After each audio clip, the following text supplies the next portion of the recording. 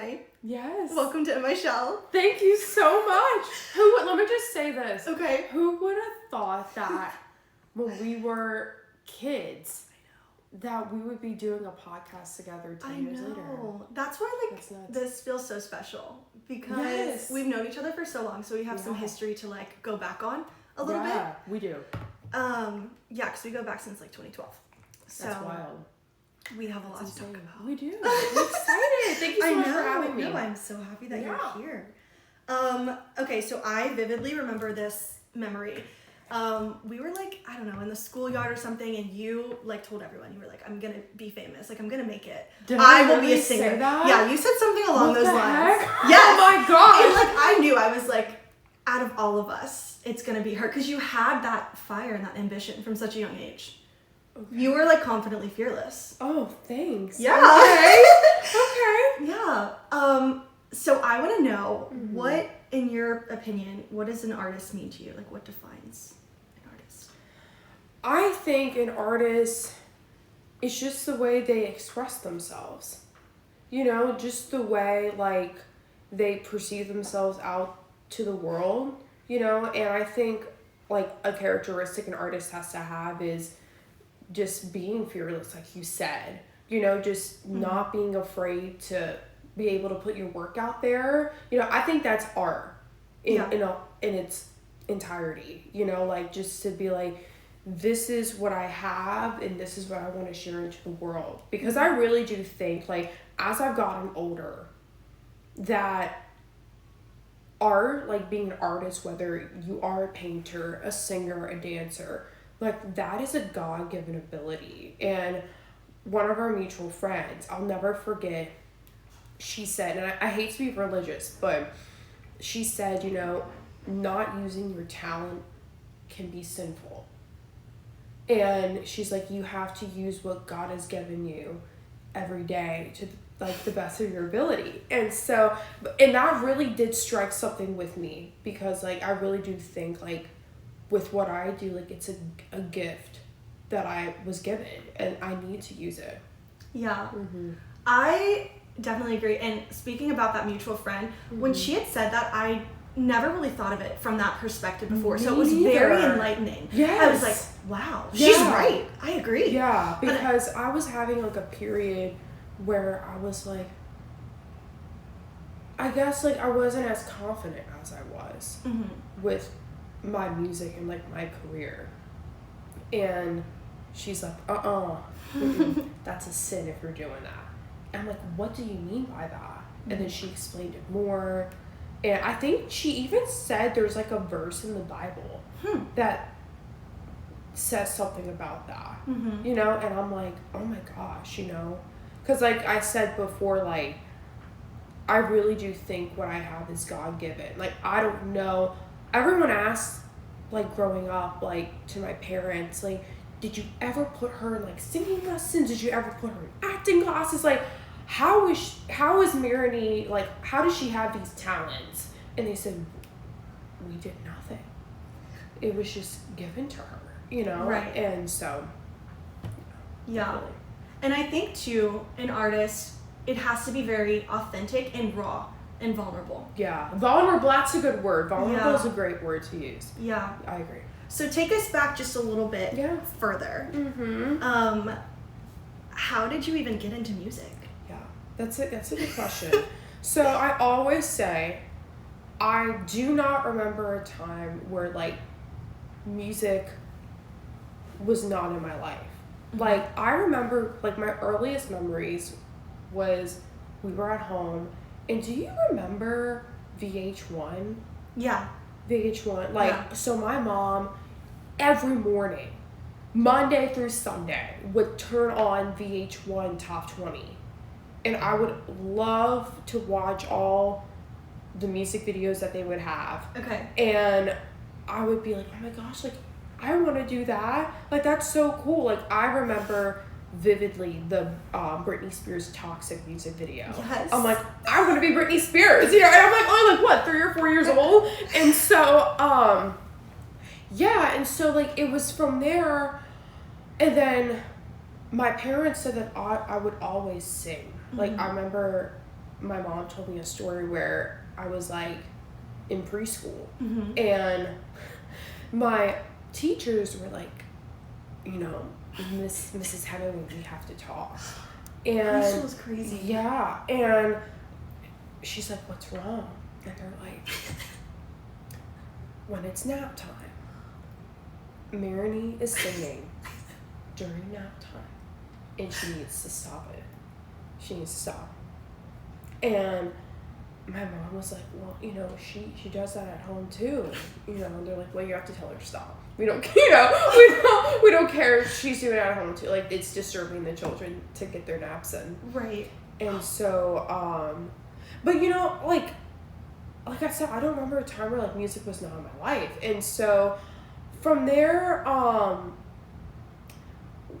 got into, it was like 5 or 6, and I would love at school to do shows on the church steps, and I would wrangle up all my friends, and I would say, you spread the word, I'm singing on the church steps at lunch. Be there or be square. Oh my gosh. But I don't know where that came from. And so, but I would, if there was like an opportunity to sing, I would say, I'm singing.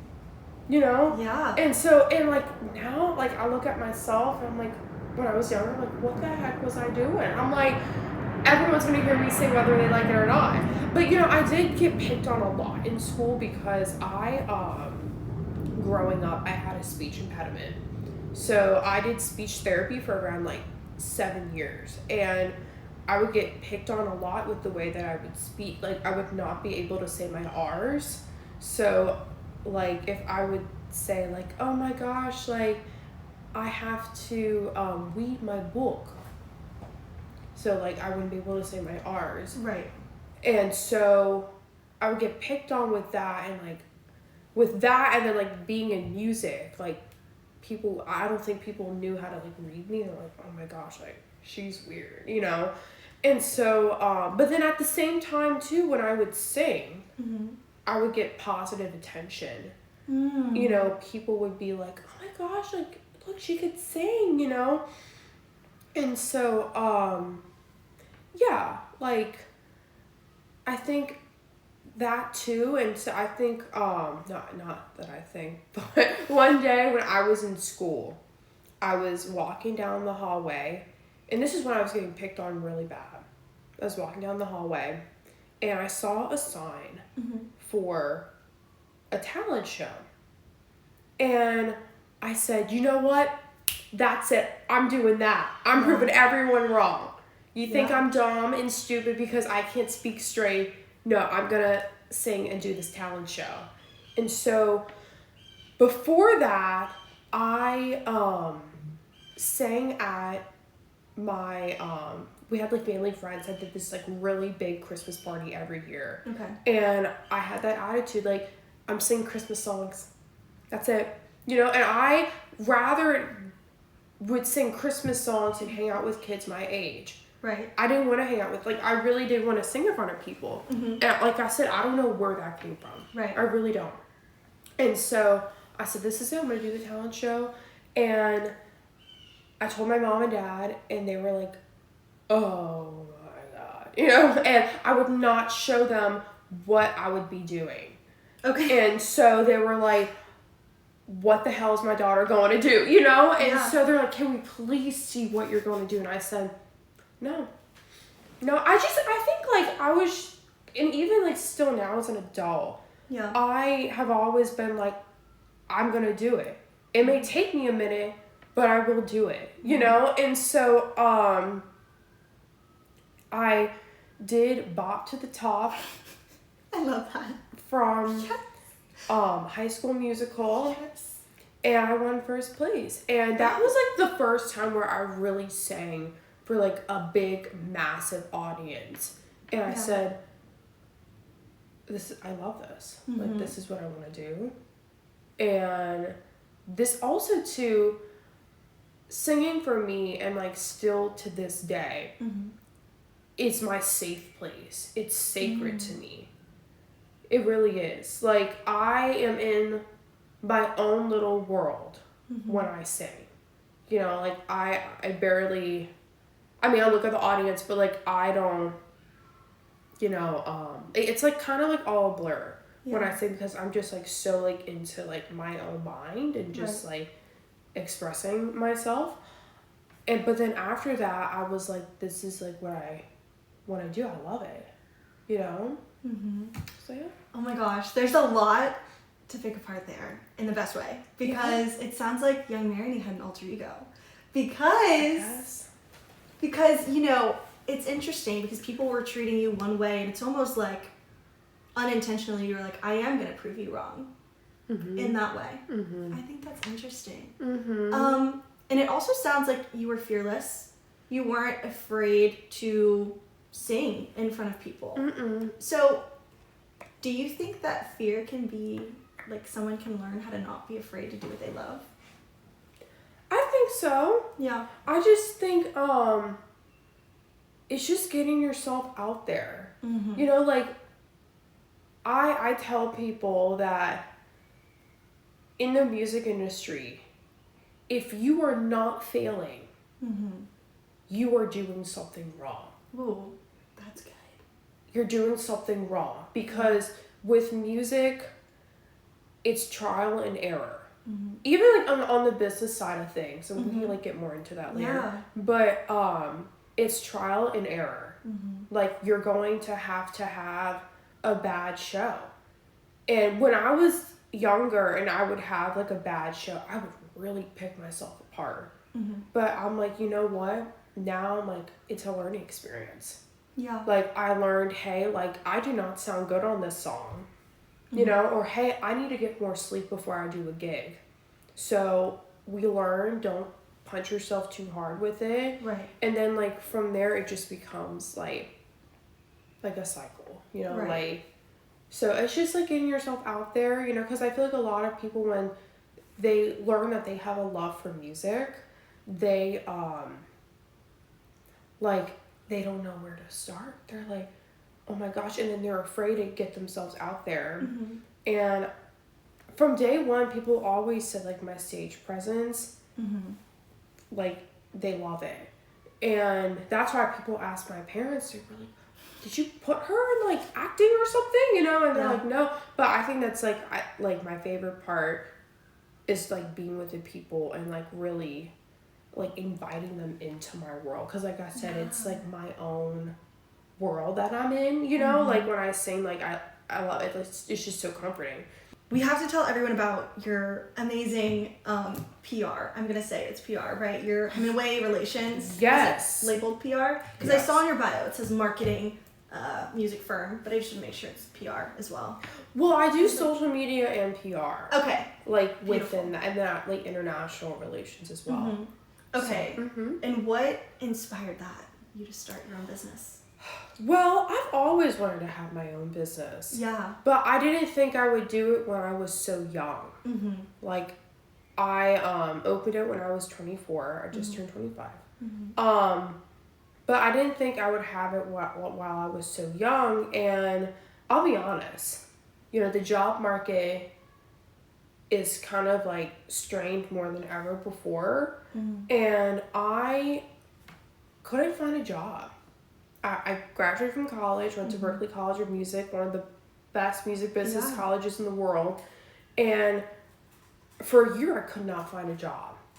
I would do little things here and there, and I'm like, oh, like I can't find anything. Could you not find anything local or like even remotely? Both. Both? Yeah. Wow. Yeah. And so, you know, in the music industry, like a lot of people, they stay where they are because it is because of that. It's hard to find a job. And so for a long time, people were like, oh, like, Marigny, like, you should, like, have your own business. Like, you know all these people, and, like, you, have done so many, like, unique different things. Like, you have a lot of experience now. Like, don't be afraid of your age. Right. And, because I have been doing, like, the business side of things since I was, like, 16 years old. Right. And so, because that's always been, like, oh my gosh, like, I'm young, like, I'm afraid, you know, people are not going to take me seriously doing this, you know? Yeah. But with the job market, with like music marketing positions, like it's a shame, and not just like even the music industry, just like in general, like when it comes to marketing, they want you to do so many other different things. Gotcha. And I'm like, I don't understand. Why can't I just be hired based solely on what I am good at, which is PR and like social media? Like, what, like why is that not working? And so, because now, like, with these like job positions, like, they want you to know how to use a website, and they want you to do the PR and social media and like data analytics, and like usually like there used to be a position for each role. Like, you would have like your website manager, you would have your publicist, your social media person, and then you would have the person that was in charge of like the whole umbrella of everything, which would be your marketing manager. But now, like, with marketing management, they want you to do all those roles. So I'm like, you know, I don't understand that. And so I said, you know what? I can only try. If I fail, I fail. You know? And not even like, you know, if it's not busy, like I can always, I have my LLC. Right. Like, I could do business whenever. Right. And so, and also there was a need for it here in New Orleans. Right. They didn't have, like, I only know a few people that do PR and just marketing in general for the music community. Like, it's like, you know, right, fingers on my hand. Yeah. You know? Yeah. Like, there's only so many few people. Yeah. And so, and even if, like, another PR firm takes it, like, they don't specialize in, I should say, entertainment. Like, just, like, entertainment, not music. And so I said, I have nothing to lose. Right. I have nothing to lose, and I'm just going to go for it. And I always say that it's the best decision that I have ever made. And also, too, I decided to open up my own business because of my singing. Yeah. I wanted to have a deal where if I'm busy with gigs, I don't take on as many clients. I see. If I am not as busy with gigs, then I'll take on a couple clients at a time, and I can make my own schedule because I do travel, you know? And so, yeah, so it was just like a mesh of that. Like, I really wanted to, there's just like multiple different reasons. And so, but it's been the best decision that I've ever made. Yeah. You know, so Yeah. I love being a business owner. Like, I feel like a badass. Yeah. You know? No, 100%. Like, I really do. And so, I had a great teacher growing up that told me, if you do not wake up and feel like,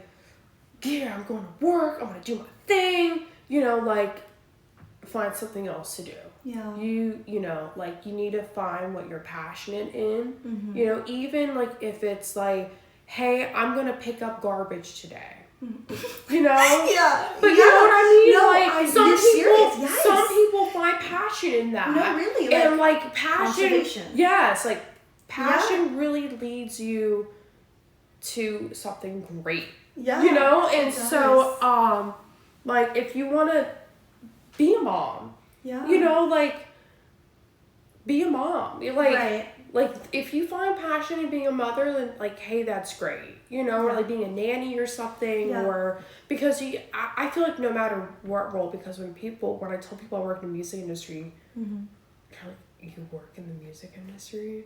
Oh, wow. You know? Yeah. And I'm like, yeah, I do. I get, like, either you work in the music industry, or, like, oh my god, you work in the music industry? Like, what? You know, like, people, like, it's either or, but, like, I tell people because, like, they have that stereotype, well, I can say stereotype, like, that, that, like, oh, like, you know, make a lot of money, you know, but, like, if you find your niche, like, what you're good at, like, you can be successful. Yeah. You know, and, like, work your way up, because, like, no matter what job role you pick out, you're gonna have to work your way up. Oh, you have to start, like, in the music industry, like, you start from the bottom of the bottom. Yep. And, like, I had to work my way up. I did multiple internships, like, in high school, and then, like, throughout college. Like, you know, like, it's all about, like, working your way up and, like, making those connections along the way. Right. Yeah. Well, I definitely love that, you know, you started a business and it helped in a way that there's no other companies that are really doing what you're doing in New Orleans. But I do want to know, in order to open your own business, you have to have a lot of experience. And like you said, you had those internships. So what were you doing as a teenager in college to even get to where you are today? Yeah. So I always say when I was in high school, I had 2 different lives. Okay. And I think that's why, like, socially, like, I don't think the other kids could understand what I did. So I had, like, very few friends in high school. Yeah. And so, 'cause my life was go to school at 8 a.m. to 3, and then from, like, 4 to, like, 7 or 8. Okay. Monday through Saturday, sometimes, or Sunday. Yeah. Just depends. Or actually, no, I had, like, Tuesday. It would go, like, back and forth. Like, I would be doing a music program, like, after-school music program, whether it be with singing or lessons, or it would be with, like, with a music, like, business type of deal. Okay. And so that was my life. So, like, and I liked it. Yeah, I liked having 2 different lives. You know, even now to this day, like, I feel like sometimes some people want to have their full identity, like, in the music industry. Yeah. And, like, mine is to some degree, but I like to have, like, my separate life too. You know, like, hey, like, I like to go with my friends, like, eat out, and like, do Pilates, you know? Like, I saw that, yeah, and so, yeah, and so, like, when I was in high school, I went to music school for jazz voice. I was an intern at Tipitina's. Yeah. So that's where I got, like, both my singing, well, mainly my singing training was at the Heritage School of Music, which is founded by the Jazz and Heritage Foundation. Okay. So all of my music training, thank God, was, like, for free. And so, yes. And so, because it was all funded by nonprofits. And so that's another big thing I try to advocate for is, like, music nonprofits, because like, they really fund great programs that could help you, you know, to adulthood. Right. So I did that, and then, like I said, Tipitina's. So I go to Tipitina's on Mondays and Sundays, and sometimes I would, like, sneak into the shows. Like, I was, like, a 16-year-old, and I look back and I'm like, oh my God, did I really do that? Like, at, like, 16, you know, like, I was like, wow, like, that's crazy. And so, and, like, my parents, like, they were okay with that. Right. And so, I did that, and then there was a great program that I did through Live Nation's foundation. Okay. Called Music Forward. Okay. It's not in existence anymore, unfortunately. Right. But when I was a sophomore in high school till senior year, every Saturday I would go to the House of Blues in the mornings, and I would learn everything about, like, what the music industry, specifically the business side, had to offer. Wow. So I would, like, intern with, like, a talent buyer, or I would at the House of Blues, or I would what else? I would, like, shadow, like, a marketing person, or like a production person within the venue. Yeah. And, like, that's where I got a lot of my business training from. Okay. You know, and, like, they really instilled that in me, because before I did that, I really thought everyone just got on stage and did a show and you went home. I was one way. Yeah, I had no idea there were so many different components that are within the music industry, and I'm glad I saw that while I was young. And so that's where I learned to, like, promote myself, like, throughout social media, and then the TV and radio part. I had no idea about that. Right. You know, and I had no idea that people had jobs specifically getting brands to be on right. different like media outlets. You know, I had no clue what that was all about. Yeah. And so with all of that, from there in college, I did an internship with the New Orleans Jazz Museum. Okay. And so I did that for 3 years, and then after that, I went to start doing work with Grammy U. Yes. So Grammy U is a university program within the Recording Academy. Okay. And then after that, Live Nation, they hired me for their out of college, like if you just graduate from school, they give you like a part-time job, and I did community engagement with them. And then from there, I did little freelance stuff, not little, but I did freelance stuff for different festivals around the city and different organizations. And so it was just like, you see how like, you know, you have to do little things here and there. Mm-hmm. And I also did stuff with the Guitar Center and their foundation. Yeah. And so, yeah, it's, you know, you just always have to put yourself out there. And then like with my gigs, of course. Yeah. So, yeah. Yeah. So it's, you know, it's just fascinating. I look back on it, and like my dad was like a real pusher that I did a lot of this stuff. Mm-hmm. And back then I'm like, oh my God, come on, Dad, no, please, you know. But now, like, I'm like, it paid off. It really did, because a lot of the people that I have met throughout those programs, I still talk to this day. Yeah. You know, like I still work with some of these people. Yeah. You know, and like those programs, they taught me a lot of discipline,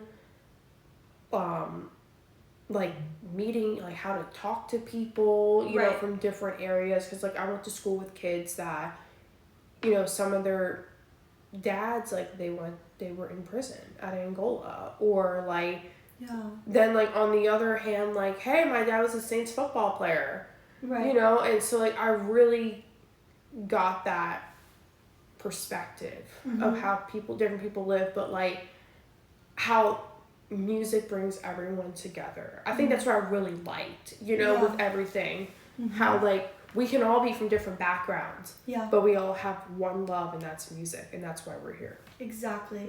And I think you were in such a unique spot from a young age, because you had already figured out what you wanted to do, and you may not have known that you wanted to do it for the rest of your life, but it was a fire and an ambition that was just naturally within you. Yeah. You know? So I am curious, because I've read a couple of articles, and I've heard people say that as you age, your music taste changes over time.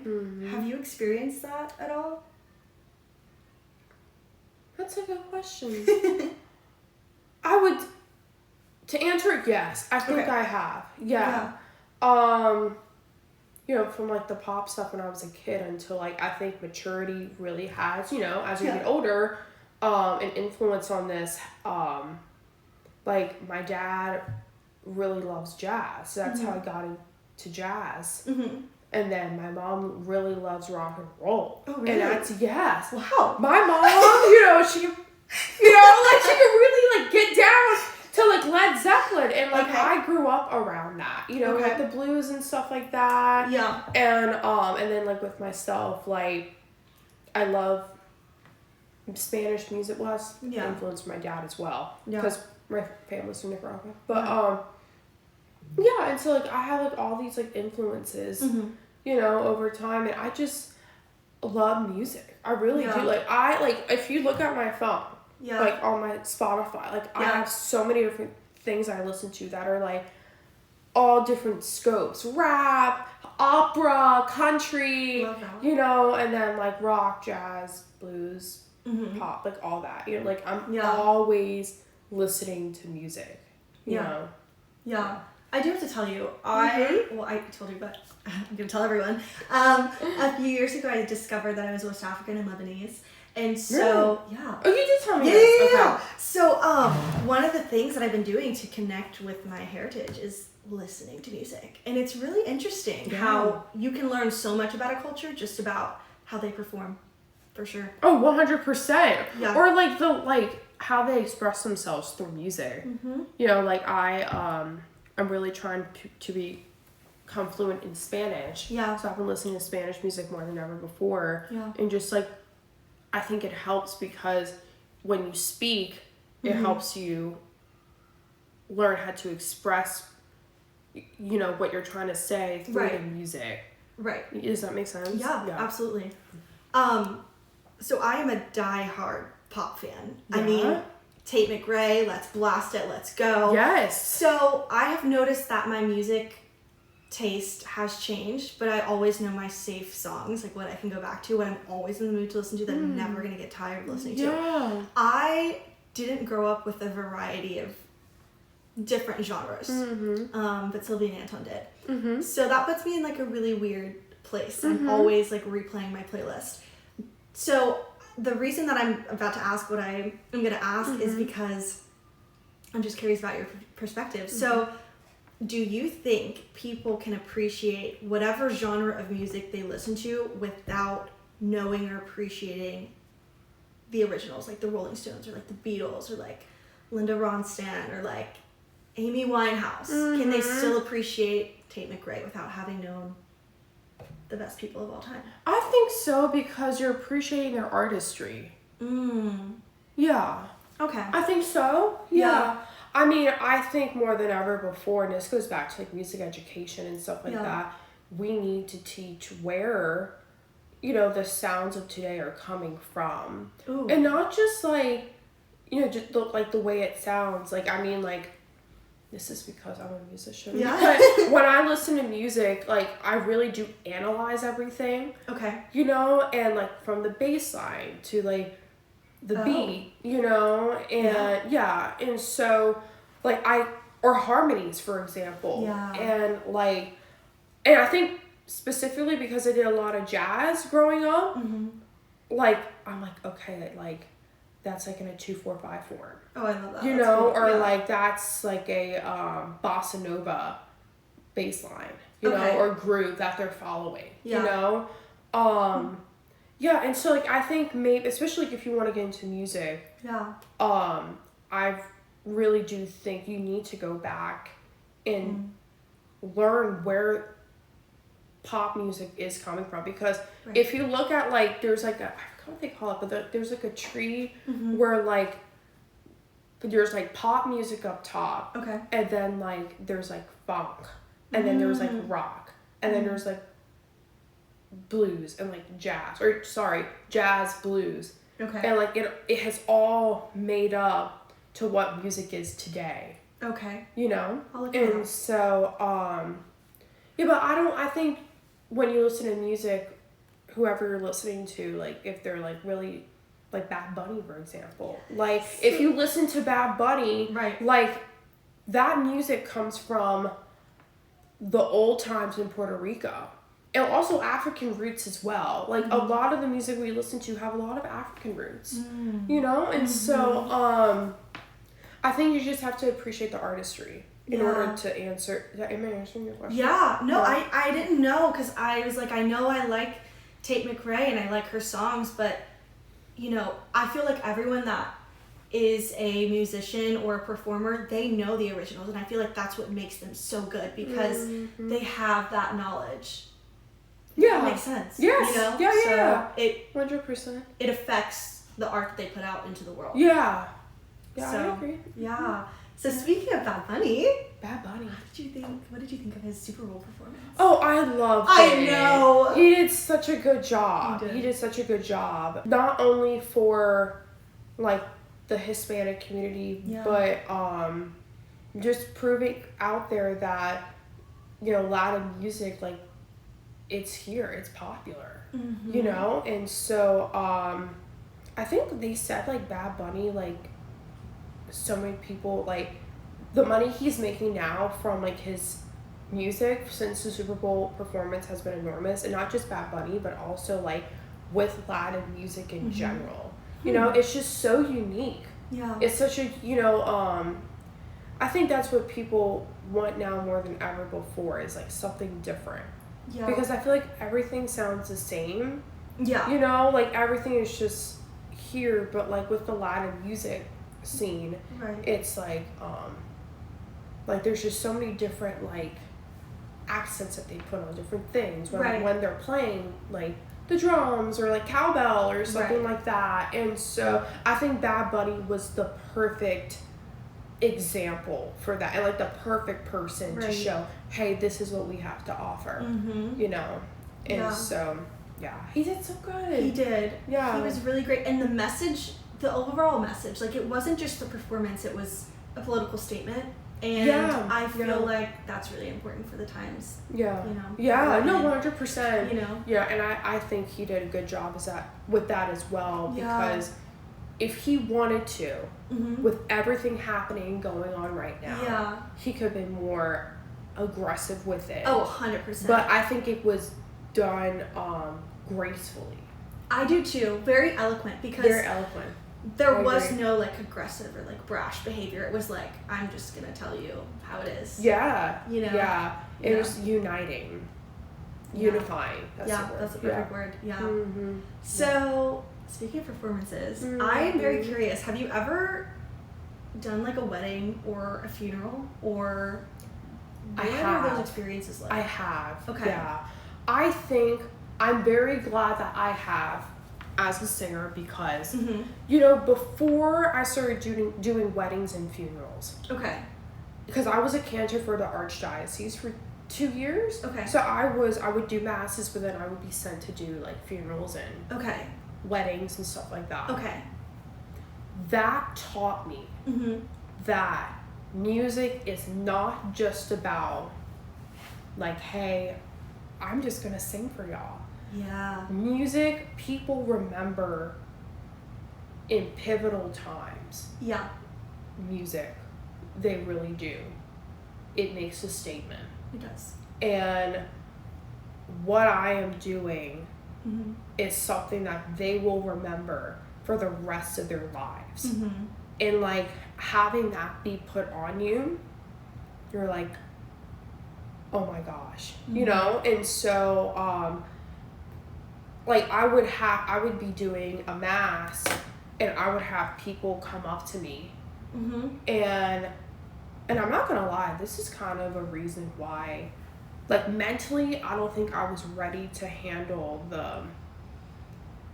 what's the right word, like when people are like coming up to you, like I don't think mentally I was ready for like people coming up to me saying like, you know, like, my daughter died of breast cancer like 5 years ago, and like the song that you sang, like we played that at her funeral, and like it's stuff like that. Like moments like that taught me how much music has like an emotional connection with people.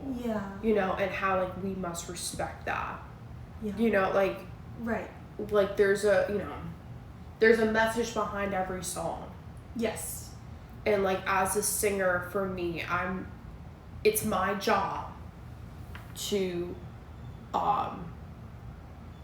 put that message out properly and give them that moment that they can remember forever. And like if you really think about it, it's like I don't mean to sound dramatic, but like it can be overwhelming. Like I was overwhelmed by, I think that's the word I'm trying to use. I was overwhelmed by the response that I would get. You know, and so but yeah, like even with weddings too, like I sang last year at one of my best friend's weddings. She asked me to sing. That's beautiful. And, like I've been knowing her since high school. And it was just like so emotional. I sang Ave Maria. Oh, so I got chills when you told me that. Oh, really? I can totally see you. Yeah, that makes a lot of sense. And like I was on the verge of tears. You know, and like I was like, oh my gosh, like it was just so like monumental. And I you know, like, and I've been asked like to sing for people like when they're dying and stuff like that, and like it taught me that I am not just a singer. You know, like anyone can do what I do, but it's the way that you deliver it. You know, like it goes back to when we first started talking. What I have is a gift from God, and like I need to use it to the best of my ability to, this sounds dramatic, but to change people's lives, you know? And so, Yeah. It could be overwhelming at times to think about that. Yeah. And how are they, like, what leadership was guiding you and telling you, like, how to navigate, how to perform, especially at a funeral? I'm very curious. Nobody. No one. Mm-mm. They were just like, this is the job and we need you to be here by this time. Yeah. Wow. So I had to learn on my own with that. And I'm I think shocked. And I think that, I mean, I had someone playing with me, but like, who can teach you that? Right. You know? And so, like, there wasn't even like an expectation of like, this is what's gonna go. I mean, I know it's obvious. Like, I know funerals are overwhelming, but right. I'm very shocked. Right, yeah.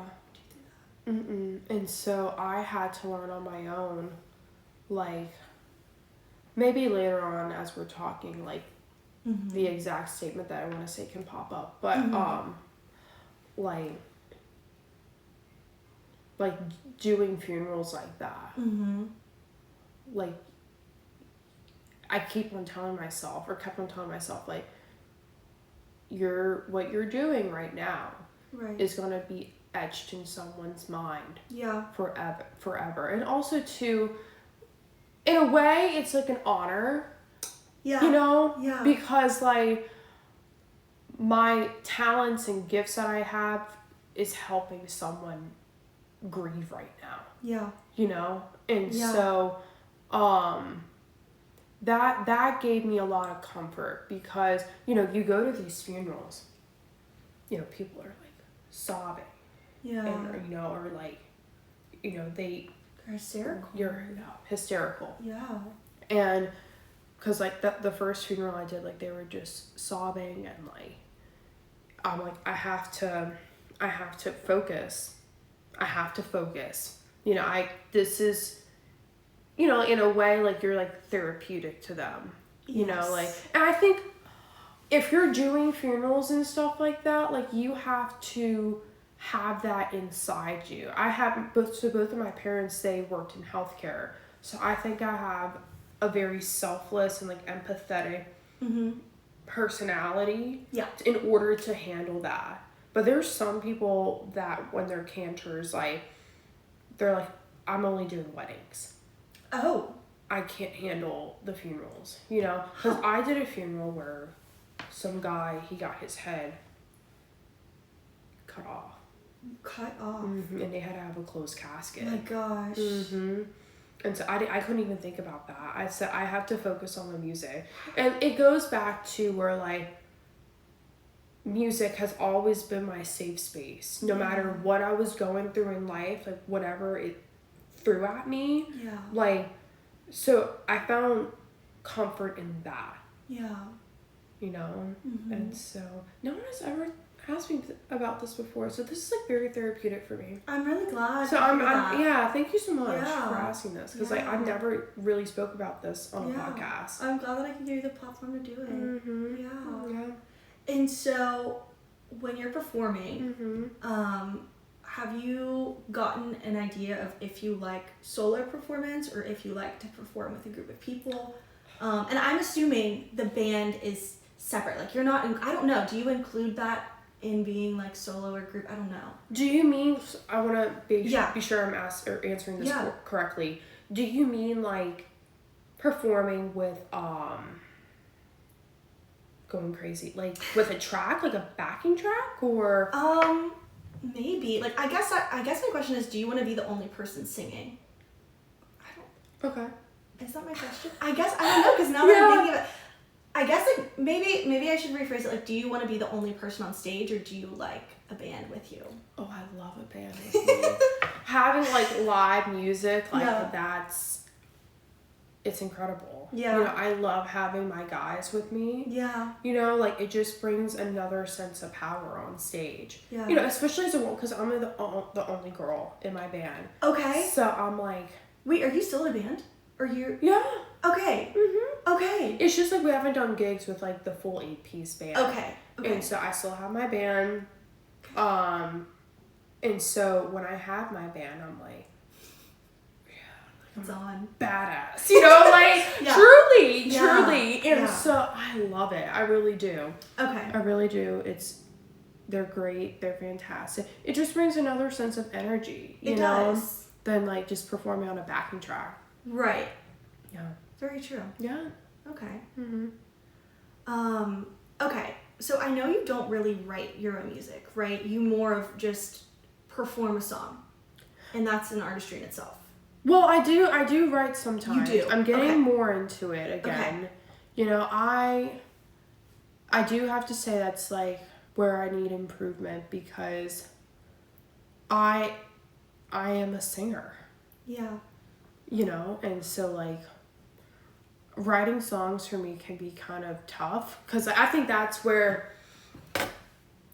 like I'm afraid it's not gonna be good enough, but like Okay. people are just like just write. Yeah. You never know what is gonna come out of it. Mm-hmm. You know, and Yeah. so yeah, I mean well, what was your question? Because I'm gonna go on a tangent. One thing that I've been very curious about for many years, Okay. I've noticed that my curiosity really peaked during COVID. So how do you feel about women writing about sex in their songs? Because I notice if you listen to rap music, you know that it's more accepted there. But if you listen to pop music, you know, Sabrina Carpenter, Tate McRae, Yes. they're very vocal about it. Yes. And so I want to know what your opinion on what your opinion is on about that, since you are a woman in the music industry. Okay. That's a good question. You know, definitely with men and women, it's different because I think with men, when they talk about sex in songs, Yeah. they make it very volatile, which is disgusting. You know, It's not sacred it tells anymore. you it's not sacred. No, and so it tells you where men and women are mentally with sex. Right. So, anyways, no, in all seriousness though, but I feel like with women, like let's say Sabrina Carpenter, man, that girl, she throws some lines about. Oh, I've got one here. NSFW. Have you heard her Nonsense Christmas album? No. Okay, No. not Christmas album, but there's a song. Okay, now this is kind of like, I'm not judging because she's an artist, but it's interesting. Like, I don't know if I could put something out there because I don't know if I would be respected, and that's what kind of like made me even want to ask the question, because it's like, why can men sing about sex and not be respected, but when a woman does it, it's completely the opposite, and there's so much backlash. You know, because there still is not, I believe, regarding the topic of sex, I believe there's still not like women are the receivers of it. Men are like, yeah, like I got this girl and I can do whatever I want. Yeah. You know? Yeah. Which is disgusting and so disrespectful on so many different levels, right? 100%. And so it's like with women, it's like, oh, you're a girl. Like, you're not supposed to be talking about that. You know, you're supposed to be and like be sweet about it, you know? With women, like, you should be able to talk about that. And like, women do it more gracefully. You know? Sabrina does. What is okay, Sabrina this is saying? from her Nonsense Christmas. Okay. She says, I'm talking opposite of small, I'm talking big snowballs. You got a new toy for me. I'm out here trimming the tree. That's pretty saucy. That is pretty saucy. You know? But it's like not saying like I would have banged you tonight on a Saturday at midnight. Like, it's not like that. Yes. Yeah, So. no, I think I mean, look at Beckham. That's insane. I bet we have really good Beckham. You know, like that's Yeah. she said something, I don't want to say it on your podcast because I want to keep it PG up in Yeah. here. I mean, if you listen to it, guys, you guys can understand what I'm... Yeah. Listen to Beckham. Yeah. You know, the explicit version, and you can understand what we're trying to say. Yeah. But, yeah, I think with women, we still live in a world where, like, you have to keep it sweet and PG. But, like, when it goes back to songwriting, like, when you're a singer, one of my first singing teachers taught me how you are a storyteller. Yeah. You really are. And so whatever Sabrina or Tate McRae is writing, you know, like they have a story to tell. And you know, like all the men talk about how they get their bitches, excuse my language, but it's the truth. You know, like, hey, I got bitch 1 and bitch 2 right here. We're going to go to town, baby. You know? And so they're able to talk about that, you know, but with women, you know, like, I think they could do more damage, like, you know, with what they're saying. Right. But they're keeping, like, the meaning comes across. Yeah. You know? And so, I'm sorry about what I said about that. No. But anyways, but I do agree, like, I think women still get backlash, but it's just that mentality that women can't talk about that. Yeah. You know, like, I think also, too, as women, like, our behavior is not like that. I mean, look at Cardi B. Have you listened to Cardi B? Not in a while. Ooh. She can write some pretty nasty things, but I think also it's just delivery of it. Right. Because I'll be honest, I do some sexy songs. Yeah.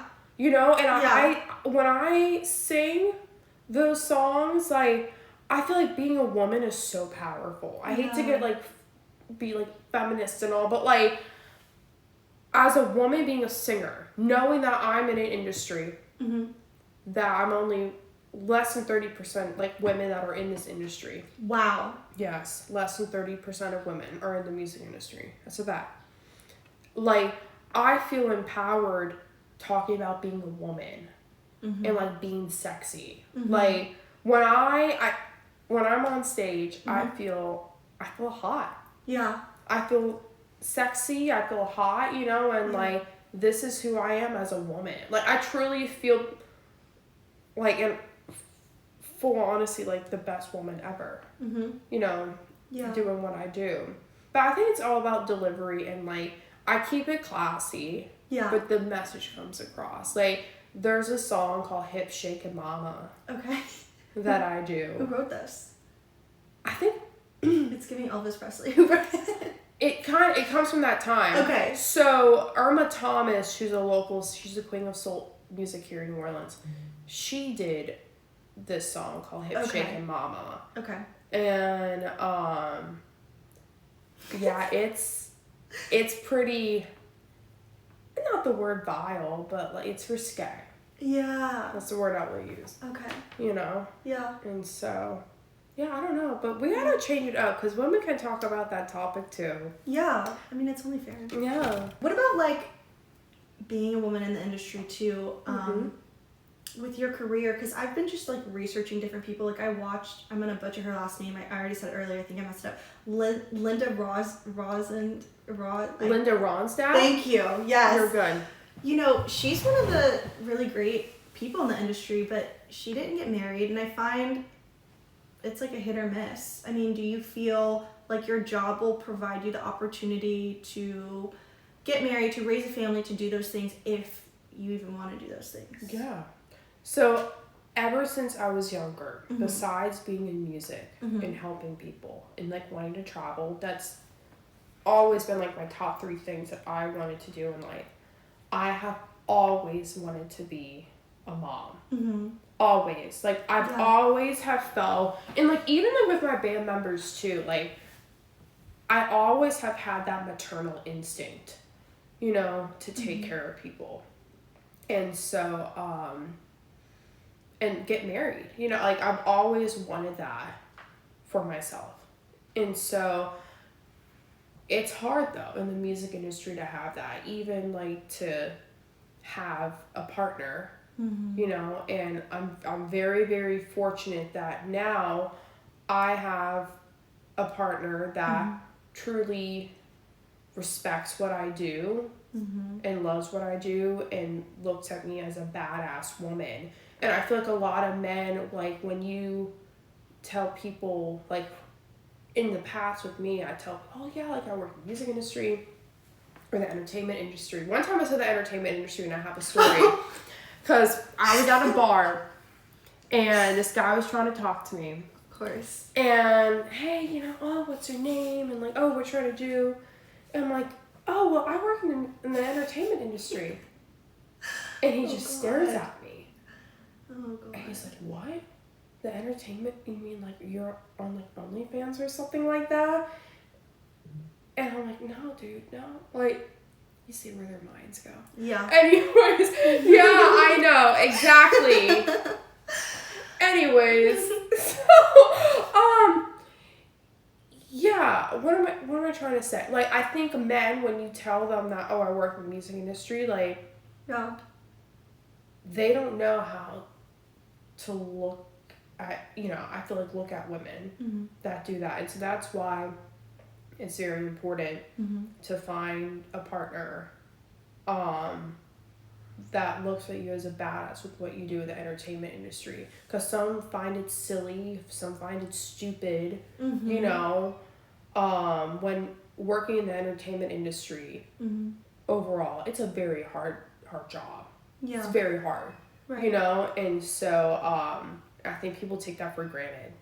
Like, oh wow, like you really have to work your ass off. It's not just getting on stage and singing or like trying to book interviews. Right. No, it could be rough, Yeah. And so what's the question? Like, are you asking like do you think that your job will allow you to have that future that you want? Yeah, I think, well, that's another reason why I want to open up my own business. Yeah. Because, like, in the future, I'm not ready to have kids yet, but soon enough. I guess, I don't know. Maybe. Yeah. Maybe 30. I don't know, is that too old? 28? My mom was 28 when she had me. Really? Yeah. My mom was 40 when she had me. Okay, I had no idea. So, yeah. Oh, Did wow. you? Yeah. Wait, yeah, no, you've told me that before. She's an older mother. Yeah. Yeah. Yeah. Like, I definitely, I think in my 30s is when I want to start having That's kind of what I'm thinking, 2020. A few years ago, I was talking to my friends about this literally yesterday, but I thought at 21 I was ready to be a mom. How that would have been totally, I would not have been ready. A disaster. Right. Yeah, and for so many reasons. Yeah, same here, girl. Personally, just because I didn't have it together. Yeah, and now I have same. It together. I still feel like I don't have it together to have a kid. I feel like I have it, to have a kid, no. But absolutely not. Down the line. Yeah, no. Yeah. That's another reason why, because I think growing up for myself, and my mom did her best as she could do. So right. I'm not knocking her off for this. Right. But I barely saw my mom. Yeah. She's always working. And so I told myself, like, and this is hard because being in the music industry, like, it can become your life, I want to have time where I'm able to be present for my children. Yeah. That, 100%. And I, and like with my business, I'm very fortunate that I could do, like I could like have flexibility for that. Right. Yeah. Yeah. Yeah. That's a good question. Oh. Yeah. Yeah, you're doing really good. Thank you. You're welcome. No, but because I've met people and I've worked with people where their whole life is the music industry, and they never see their kids. Yeah. And I'm like, I can't imagine doing that, you know, like with my kids. Now, I don't want to be a stay-at-home mom. Right. That's not what I'm trying to say. Yeah. Because that's a whole different ballgame. Yeah. But I want to be, because like there's a difference between, you could still be in front of your kids, but are you present with your kids and like what's going on with them? Right. And like supporting them in their well-being. Right. I was a nanny. Yes. Remember I told you that? Yeah, I was a nanny for like 7 families, and so like I think that maternal instinct grew from that experience as well. But I definitely, like, before I decide to start doing that, I want to get everything in order with my business and my career. Absolutely. Yeah. So the kids are gonna have to step aside for now. Look, it's not the worst thing in the world. Yeah. Okay? But you know what too? Like I feel like in the music industry, like they only talk about like single women. Like, oh, you have to be single, and like and so I because like, oh, if you're single you're hot, Well, like look at Beyonce. That's a hot woman. She has 3 kids. 2 of them are twins. Right. You know, and so Right. Yeah.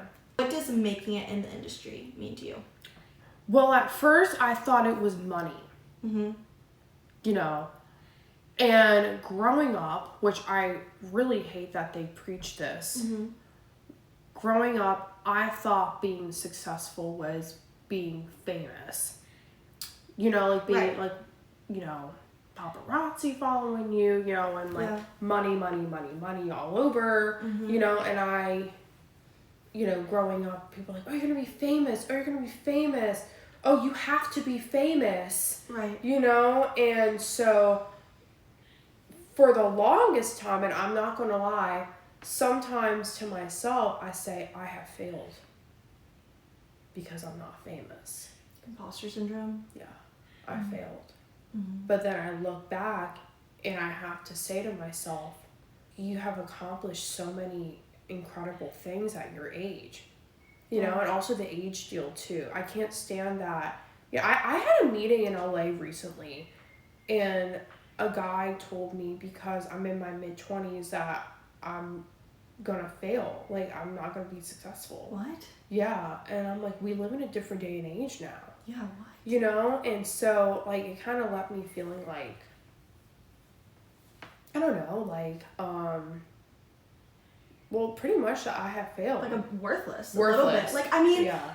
I am baffled that he even had the audacity to say that because, like, would he go home and say that to his family? You know, like, do you really treat people you care about and, like, respect? And, like, that's the thing, like, because he's so much, I'm assuming, older and maybe a mentor figure, I don't know.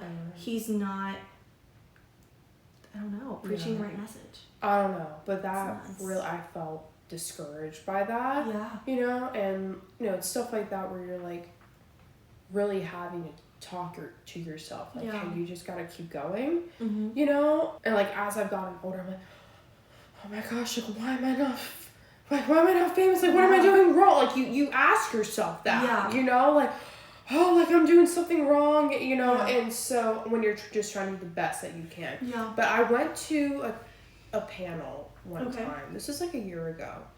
And the girl speaking on this panel was Angelica Kelly. She sings with Galactic. Okay. And someone asked her this question. Okay. And her response changed my life. Okay. And they asked her, what you asked me, what does success mean to you as an artist? And she said, comfortability.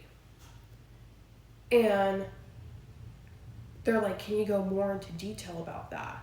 And she said, well, if I am comfortable with the amount of money that I'm making, you know, that, you know, helps with my desires and what I, you know, how I live, like my livelihood, then I'm successful. Yeah. Does that make sense? Oh, 100%. And that really changed how I think. You know, like, because there are a lot of people that have been famous, but they are technically broke. They have that limelight. Right. You know, like, they're, like, in, you know, the spotlight and all. But they are working with, like, a record label that's sucking them dry with money. Yeah. You know, and so, like, people always think what is being put out on social media and being put out on TV and, like, podcasts and stuff like that, they think it's all great and mighty. But you really don't know what's happening behind the scenes. So, from her saying that, I'm like, if we're getting, you know, technical, like, money and stuff, like, if I'm making the amount of money that can support my desires, which is traveling, you know, helping me write music and just, like, feeding that desire, then I am successful. I'm doing okay, you know? I don't have to be famous. It would be great, maybe, you know? Right. But, yeah. And then I just have one last question for you, and you can tell me if you have anything to add after. Okay. What has your line of work now taught you about being an artist, and just how do you see it? What am I trying to say? Because you see it from both sides. Mm-hmm. You see it from being an artist and then someone in PR. So how has that changed what you do? Mm-hmm. I think as an artist, I'm more business-minded and more strategic. Yeah. Which can be kind of difficult because it's kind of suffocating the art process, like the creating process. Yeah. You know? So I think I'm more strategic as an artist. Okay. On the business side, I think that's why I do well with my business, is that since I am an artist and I work with different artists and bands, I can like relate to them more. Okay. Does that make sense? Yeah. Like I can relate to, hey, Marigny, I don't want to do this interview on the morning news show at 7 a.m. because I just gigged until 3 a.m. Right. I can't do that. Now, if there are publicists and managers out there that are like, well, suck it up, you gotta do it. Oh. You know? Yeah. I don't operate like that because I think overall, like, mentally, I think what I'm trying to say is, like, if I were in their shoes, how would I want to be treated by someone that's representing me? Yeah. You know, how would I want to be treated? Would I want someone to tell me to say, get your ass up, I don't care, you're doing the 7 a.m. morning news show? Right. No, I wouldn't want that. So why would I treat someone else like that? You know? Yeah. And so I think being an artist there, like, I'm more empathetic with that. Like, I know what they're feeling. And then also with, like, festivals and stuff, because that's my main line of work, because I, you know, do promo for, like, big events and, like, music festivals and all. As an artist, performed at many festivals where the operations are just poor. Right. Very poor. And it doesn't support the artist. And the artist is what's really driving everything for a festival. Right. That's why people are coming and paying for parking and paying for food and drink and waiting for hours to seriously. see you. You know, it really boils down to, like, those different factors. And so if they're not well, then it's all going to go to hell in a handbasket. And so when I'm working these festivals, I make sure that artist is taken care of. You know? Yeah. Because it goes, like I said, if they're not taken care of, things are going to go south pretty quick. Yeah. You know, I had a colleague of mine who worked with, oh my gosh, who's that girl? Lauren Hill. Why isn't even familiar? She sings the song, Strumming My Pain with His Finger. That girl. Okay. And mentally she was not ready. And it was for a big, huge music festival. Wow. And they're like, what do we have to do in order for you to succeed and do this? And she's like, I need this. I just need some time. I need to meditate. And some artists are like that. Yeah. And I need my time, you know, stuff like that. And they're like, okay, all right, but you need to compromise with us. Like, yeah, we'll give you an hour of your own time for you to do whatever, meditate, you know, have a glass of wine, I don't know. But you have to be on stage at this time because you're already an hour late as it is. Oh, okay. You know, and so, yeah. Yeah, setting the artist up for success. Yeah. Basically, yeah. There we go. That statement, guys. Yeah. Exactly. Yes. Is there anything else you would like to add before we close? I think I'm good. If you want, you can follow everything that I do at Marigny Hemenway. So I don't know if you're gonna put it in the caption, but I'll just say it here. Marigny Hemenway, Hemenway. And if you're looking for any marketing services pertaining in the entertainment industry, you can follow me at my business page on Instagram and Facebook at Hemenway Relations, and it's my last name, Hemenway Relations. Thank you. Well, it has been such a joy getting to know what you do. Yes, yes. Because we never really had like a formal taught. I know. Within our friendship with what I know. So, thank you. Thank you, Lulu. Thank you, everyone. Bye. Bye.